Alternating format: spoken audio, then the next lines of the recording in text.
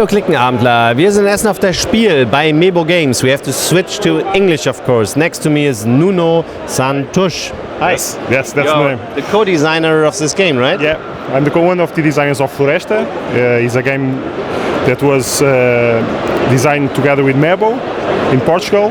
MEBO has the distribution in Europe right now with a Spanish, Portuguese and German edition, and Arcane Wonders will have the distribution in the English version in the rest of the world. This is a game we have been designing with the other published author Peshmek for about 3 years. He had a few developments earlier, but we pick up where he was, and together we made a competitive hero kind of game with a lot of team. That was one of the things we really wanted the game to have, tons of team, and that we think we will like most of the family plus strategic board gamers. So what's the theme of the game when it's so much full of theme? Well, the theme, the Floresta in Portuguese is forest in English, so we try to put some of the main Portuguese locations in the center of Portugal. That is one of the places where the forests are still in some places next to the original but in other places there is a lot of trees that were not endemic to Portugal, and right now we suffer a lot with the wildfires. So the theme of the game is we are trying to put trees that are original from Portugal, that sustain fire better, and also to plant trees in a certain way so the forest has a more planning way. So we are trying to manage a new forest in each of these locations, but of course there will be wildfires, and if in spite it's a competitive game, players sometimes need to cooperate to put out some of the fires, because it will spread so much unless everyone uses their fire trucks together and their special cars like firemen and things like that to put out the fires. It will be really tough. So the game starts with no fires, but during the game there is clearly one build up and the tension starts to rise to try to put out the fires. At the same time, that's why it's on the cover. This lynx, the Iberian lynx, was one of the species more endangered in the whole world. Portugal and Spain are doing a very good job to get it back, but we need to protect it. So what we are doing is, while we are planting trees, while we are getting the different places in this zone of the country, we are trying to get the lynxes to the reservation. In this case, one of the places is Malcata. It was a historical forest in Portugal, really important for lynx. The lynx is not there since the 90s, but it's one of the places we can introduce lynxes in nature if we have a good forest with a good habitat and things like that. If you want, I can give you a small explanation about how the game runs and each of the locations, because the locations are double-sided.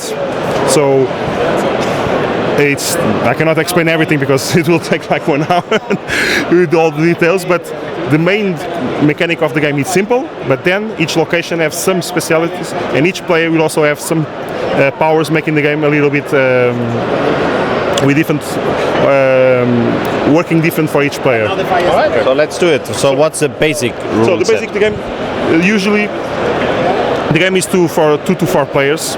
The players have 3 cards in their hands. This is the market where we're going to get new cards. The cards is the engine that makes the game run. If a setup is for 4 players, there are 5 cards. It's basically the number of cards plus 1. What I'm doing in my turn is really simple. I just get one of the cards from my hand and I choose, look at the board, and where do I want to plant a tree. That's the main action. I can also build, as a second option, to build a tower or start a new tower or build an eager tower. This is a watchtower to watch over the forest, and this tower will make a big influence on the closest forests, and as higher it raises, the more I can reach and to put out fires to use my power in those. So let's see, for instance, I'm the brown player doing the game, and I'm interested in playing. Put this up. I'm interested in playing a tree, so I can get more points. For instance, in Gardunha, is one of the main and famous places in Portugal for some of the trees that give beautiful fruits, and it's really a special place for tourism in Portugal. In this special location, what I'm doing is when I plant a tree, I score immediate points. For instance, if I place it here, different points, and I try to collect these kind of tokens to make a set collection. This is a camping. So if I manage to get one of each, I'm going to score 9 points at the end of the game. So I get immediate points during the game. In all locations in the corner, I see the points I get at the end of the game. So how do I place my tree here? Let's say I place this one. It's also a tree. It's also dark, so I can put in that place. And it has a special power. If I play it in Gardunha, in this symbol, I can place a ×2 token. This means for all effects, this is a double tree. So I get, instead of 2 points, I'm going to get 4 points. And I'm going to get 2 tokens. So 2 of these tokens, this one. So I can start 2 set collections to save. In the end of the game, it's only worth 1 point if I don't manage to do the collection. So I get these 4 points in these tokens, and I get this to me. Now, and you're not blocking the tree for other players, so they can also build up. No, this place right. is completely closed. When the place has arrows, like this one, it means I need to start any player needs to start in one of these, and after that I need to follow the arrows. So I can build here because there was already one player here. So this is not a really good move because there is a fire here, so I will have penalties, but I will talk about that later on. So this is the main action, planting trees. I have cards, like I can show you, with different colors, like light or dark. And some locations allow you to put any one of those. So this one is light, but I can place a tree here, it was lighter or not. So just to give you a quick look at the other locations that are in play right now, Gardunha is already basically this.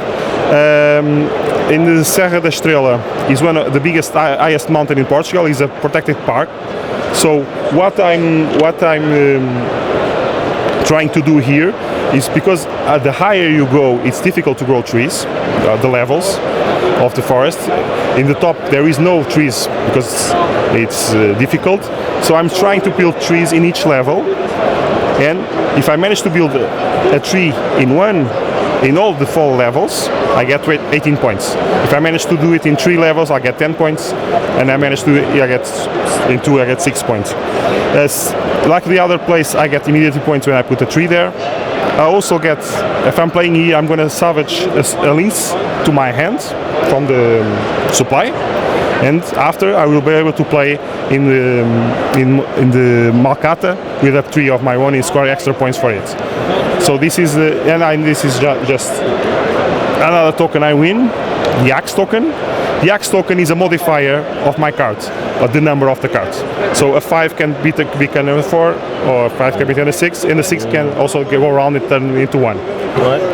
So this is really useful because as the game begins to fill with trees, sometimes I'm going to be very difficult if I don't have one of these tokens to change my cards, or if I didn't plan it well, to make it that change. I also have the option as an action, if I cannot play because my cards were poorly chosen or my opponents block all the places and I don't have this to unlock it, to discard the card and score 1 point. Okay, when I do that, I also discard one of my trees. So I will lose the points I would get with that tree. So Estrela basically is this. Moving to Orvalho is one of the most beautiful walkways in the nature. Portugal has invested a lot in the beautiful walkways made of wood, where tourists can go to the forest, check places that were not rich usually. This is a beautiful place with a lot of water, and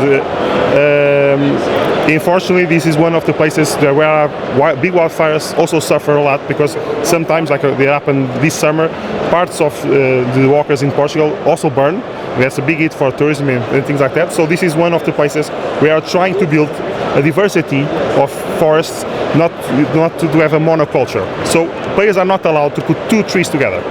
We want a diversity, so the fire, if it happens, it makes it hard to. So if I'm let's say this is not here. If I'm the brown player, right now I have this label, like I have one here, I don't have it, perfect, but I have one here, I don't have it, perfect. So I have 3 right now, jumping between 1, so it's 14 points. If I manage to put the 4th one, it's the maximum points I'm going to get in this location is 22, okay?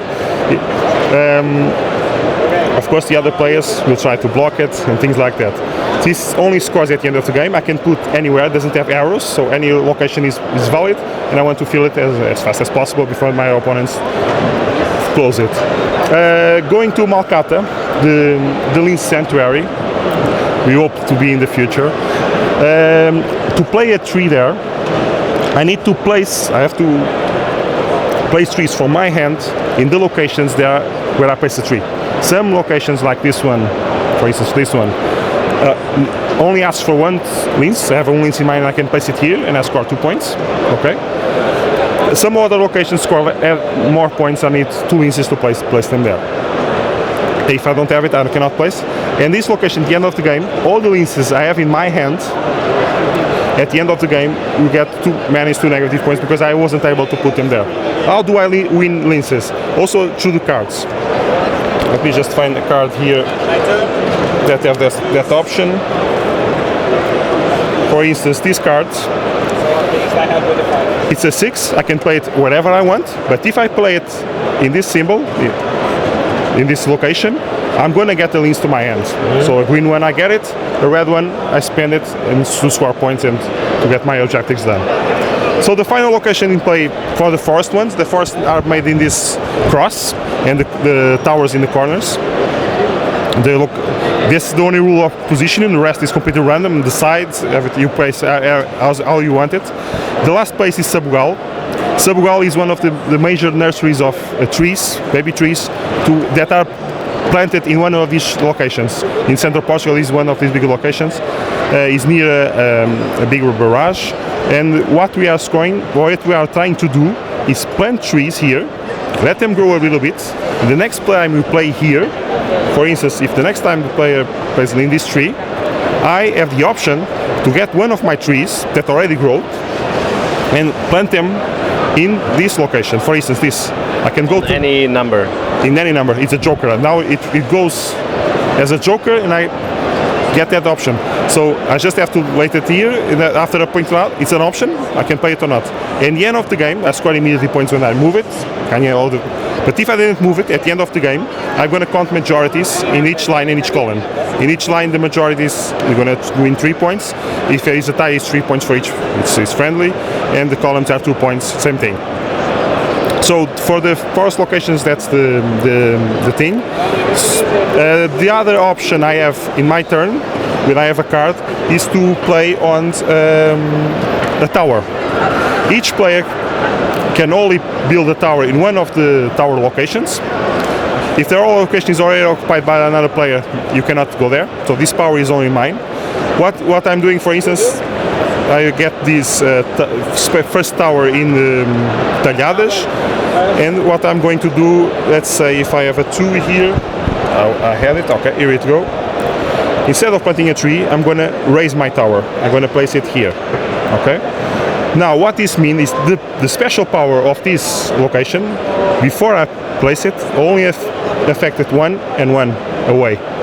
Now that there's a white of 2, I can also go to the middle. If I finish my tower with the tower top, now I can go to any forest with this power. This power is in this case, is a symbolic axe. So I can put it here without spending an axe, a number lower or below. And with the tower comes the fire truck. The fire truck is one of the main options I have to put out fires. I will talk about that later, because the turn order, I do my turn, everyone does a turn, and then we're going to deal with the fire. Okay, that's the fire phase. It's a quick phase with 4 steps that every player does to see if we can combat the fire and new fires appear, things like that. I will talk about the powers just to have an idea what powers are we talking about.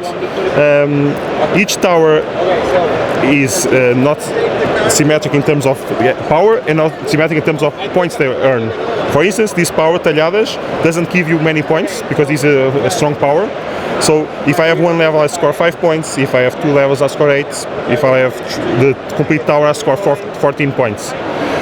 This tower doesn't give you any power in blockas, but it gives the maximum points for the tower. For instance, that one there, when I place a barrier, a fire breaker, something I put between a path between 2 trees so the fire don't spread throughout. This is made by a card again. One of the cards has that option in like this one. So let's say I play this card. Usually I have to place it here and I score 2 points. But with this power I can put it like a dragging machine right through fire and remove the fire as I put it. Every time I remove a fire, I score a point, so I score, instead of 2, I score 3 points. That's the power I give me. But once again, this player with the 2-8 only can do this here, in the middle, and in the next to him. So he has to build it to get to other places. The final tower in this setup is Mashoka. In Mashoka, when I play a card with the lens, like before, a card like this, I can ignore the location. If I play this card anywhere, I will get the lens, but the location I play needs to be in reach of my tower. So if I play this card here or here, is in one of reach, I will get the lens from my end. If I play it in the location is in, I'm going to get it, but if I play it in the other locations, I won't get it because my tower is, for now, a little bit shorter. And the scoring term is also a little bit different. So each player will do this. After they play, they're going to get the card from here, from the market. So the market basically ends in something like this. And then the fire phase, we have a player aid that really helps understanding all the turning sequence and things like that. So after everyone play their turn, play a tree or a tower. Basically, they're gonna go to the steps. They're gonna get a new card. They go to the steps of the fire phase. Well, in the beginning there will be no fires, so some of these steps may not apply according to how the game is going. But right now we are in the middle of the game, so everything is going to apply. Basically, because there are a lot of fire here. The first step, starting with the first player, there is a first player card there. Starting with the first player, you're going to move his truck to put out fires. Okay. This is something mandatory. He cannot just if it's possible for him to reach that place with fire, he has to do it. He just cannot look that the other players burn. They have to help each other. That's the part that is kind of cooperative. So he can remove 2 fire tokens. In this case, that are together, and he gets 1 point for each. Okay. Then the next player does the same. Then the next player does the same. Some players, like this one, can go anywhere. Other players, if they only have one, this player cannot do nothing. There is no fire next to him. Every player will score negative points, and each tree will score a negative point if there is close to a path with fire. In situations like this, for instance, this tree has 2 fires, but it only score 1 point. It's per tree. This will also score 1 point, 1 negative point. That's the importance, because after a few turns, if you are always burning, the drawing up points will be really, really big. But sometimes you can risk it to score points in going to other locations and don't worry too much about the tower. So there is different paths to win. I'm going to spoil it away, but you can try to. You don't need to go full on the tower, but sometimes a middle ground can be achieved, especially with the cooperation of other players and things like that. That's when the kind of cooperative mind games happen during the game. After this phase of the fire penalties, there is a spread of the fire. So all the fires that weren't put out, and if there is no fire truck in that location putting out the fires, because the fire truck moves to the location where he put out fires. So for instance, if this fire truck in this location he put out fires, he's containing the fire, so the fire won't spread. But if he's not here and no other fire truck is here, that's going to be bad, because you look at all the places where there are fire, you look at all the paths that are connecting, and you put a new fire token in those. So it rapidly, this tree should not be here, okay, it will rapidly spread. So this spread here, this spread here, this spread here, this will spread here. Okay. This is not here, but the next one will probably spread. For here it's not spreadable because there is a blockage, so it won't pass the fire. This happens in the other locations, and after that we're going to get, if there is still new cards there, you're going to put new cards out, and these new cards will be used in the next turns for the players, but will also have an impact on where new fires will start. This is the place where new fires start. Just put like this, just to keep the orientation. In all these new cards, in the corner, one of those cards has the indication in what places the fire will start, okay? Because we are playing in this orientation, we are going to assume it's going to be this one and this one, okay? So the first player will throw a die. So in this location, all the 6s will have fire in the paths attached to it. And the other one as well. And the other one as well. Now, if this 6 is covered by a tree, so I already planted a tree, it's all managed, so the fire won't start. So in the beginning of the game there will be a lot of fires because the forest is not managed already, but right now only this one will get a fire here and a fire there. Okay? I will do the same thing here. And this is actually quite a good example because there is no fire here. There is no 6, but the fire will start at the next number. Because it's a 6, the next number will be the 1. So there is a free 1 here. So I'm going to place 2 of those here. And a new fire starts in this location. So the fire phase basically is this step, and now we have a new round. The first player goes to the other player, and we start again playing new cards as we go. The end of the game is pretty straightforward. There is one more thing that is really important. Is in the beginning of the game. This is the normal playing of the game. I have 3 ways in the player book. There is 3 ways to get an extra turn, where I can place a card as a joker. All right. So how do I do this? When I'm playing cards, I'm going to keep those in my next to me, and if I manage to have 6 cards, at least 6 cards, 1 card with each number, it doesn't, the color, if it's dark or light, it doesn't matter. If I have the 1, the 2, the 3, the 4, and the 6, I do this power and I get a free tree and I can place it anywhere. Okay, I have to do it immediately when it's happened, and I can only use this power once. I can also do the same when I get in my hand 20 points, 20 coins of this with points. And the last thing, if I manage to plant a tree in each of the locations, the moment I do it, I also get a, and these are, I can happen in the same turn. When I place a new tree, I make, okay, I have 1 in each. Now I get points for it. Now I have 20. Now with 20 I put a new one. So I can combo this in some ways to accelerate my game. The game immediately ends. Basically, we play it till the end of the round when the player, or at least one player, plays the last tree they have in their hand. Okay.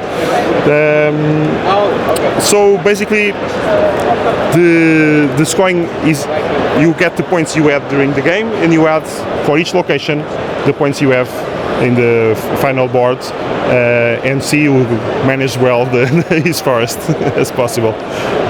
So in this game you can explore then the fauna of your country. Well, basically we try to rescue lynxes was our main goal, because it's a really for Portuguese people and for Spanish people, it was like the conservation effort in the 90s and in the beginning of the millennium was really focused. That was the flag of conservation, because it was a magnificent animal. It was more complete, and so this is something in the for instance in Malcata, the slogan of saving the lynx in Malcata is like a national brand also, almost. So this is something, we don't have lynxes yet, so this is something for Portuguese people, especially with the help of the cooperation with the 2 countries, is really helpful.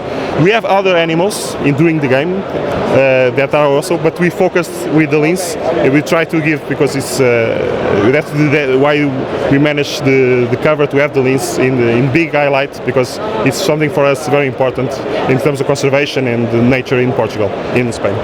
And the English version can be bought at MEBO here at the fair, and I guess next year as well, or if they find a distribution partner. Yeah. And in English by Arcane Wonders. Arcane Wonders is not doesn't have it in this year in the Essen. It's going to release it in the United States in other events, but will be shortly released worldwide. Great. So thanks for the rule explanation and the showing of the game. Thank you for the interview. And wish you a nice fair so far. Thank you. Enjoy. Thank you. All right. Bye.